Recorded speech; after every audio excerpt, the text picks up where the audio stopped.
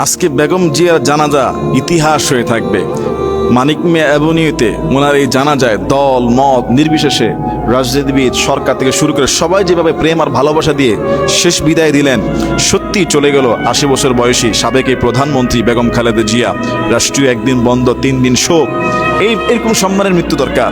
এমন রাজনীতি দরকার নাই যে রাজনীতি করলে দেশে পর্যন্ত থাকা যায় না, পালিয়ে চলে যেতে হয়। এমন রাজনীতি দরকার নাই। বেগম খালেদা জিয়া থেকে শুধু বিএনপি না, প্রত্যেকটা দল শিক্ষা নেওয়া উচিত। স্বৈরাচার হলে, জুলুম করলে মানুষ পালিয়ে যেতে বাধ্য করবে, দোয়া তো করবে না, মানুষ উল্টা গালি দিবে। এদেশের অনেক বড় বড় নেতার জানাজা নাকি হয়েছে খালি, আবার অনেকের জানাজা হয়েছে হাজার হাজার লক্ষ লক্ষ মানুষ। হাদি ভাইয়ের জানাজায় ইতিহাস হয়ে গিয়েছে, বেগম খালেদা জিয়ার জানাজা ইতিহাস। এবং তার প্রতি মানুষের যে শ্রদ্ধা, যে ভালোবাসা, যে সফট কর্নার।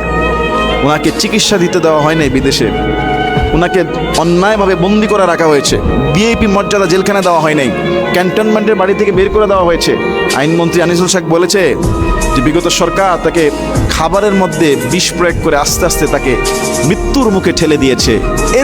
এরকম নোংরা রাজনীতি বাংলাদেশে হয়। এবং আমাদের সাবেক যে আরেকজন প্রধানমন্ত্রী, উনি তো কয়েকবার বলেছে বেগম খালেদা জিয়ার সম্পর্কে, বয়স হয়েছে, এখন মরার সময় মরে যাবে, চিকিৎসা নেওয়ার কি দরকার, এরকম নাকি অনেক মন্তব্য করেছে। পদ্মা সেতু থেকে ফেলে দেবে, অনেক বাজে বাজে মন্তব্য করেছে। বাংলাদেশের মানুষের রাজনীতি এতটা নিকৃষ্ট মানের। বেগম খালেদা জিয়া থেকে শিক্ষা নেওয়া উচিত। আপোষহীন এক নেত্রী ছিলেন, দেশপ্রেমে দেশকে বিক্রি করেন নাই। দাদাবাবুদের চোখে চোখ রেখে কথা বলেছেন, চাইলে পালিয়ে যেতে পারতেন, যান নাই, বিদেশ গিয়ে ফেরত এসেছেন, জেলখানায় ঢুকেছেন। দেশের প্রেমে তিনি জীবন দিলেন। তার এই আদর্শ শুধু বিএনপি না, প্রত্যেকটা দল ধরে রাখা উচিত, যাতে মানুষ মারা যাওয়ার পরে সবাই তার প্রশংসা করে, বদনাম যেন না থাকে। বদনাম ভুল ত্রুটি মানুষের থাকতে পারে কিছু, আল্লাহ যেন ওনার ভুলগুলো ক্ষমা করে দিয়ে ভালো জিনিসগুলো কবুল করে। এবং উনি ছিল আলেম ওলামাদের প্রতি সফট কর্নার, ভালোবাসা। ইসলামের দলের সাথে তার সুসম্পর্ক ছিল, অনেক আলেমদের সাথে তার ঐক্য, ভালোবাসা, উঠা বসা ছিল। আল্লাহ তাআলা আমাদের এই সাবেক প্রধানমন্ত্রী বেগম খালেদা জিয়াকে আল্লাহ প্রিয় বান্দী হিসেবে কবুল করুন, তার ভুল ত্রুটি ক্ষমা করে দিয়ে তার ভালো দিকগুলো আল্লাহ কবুল করুন। আল্লাহুম্মা আমিন।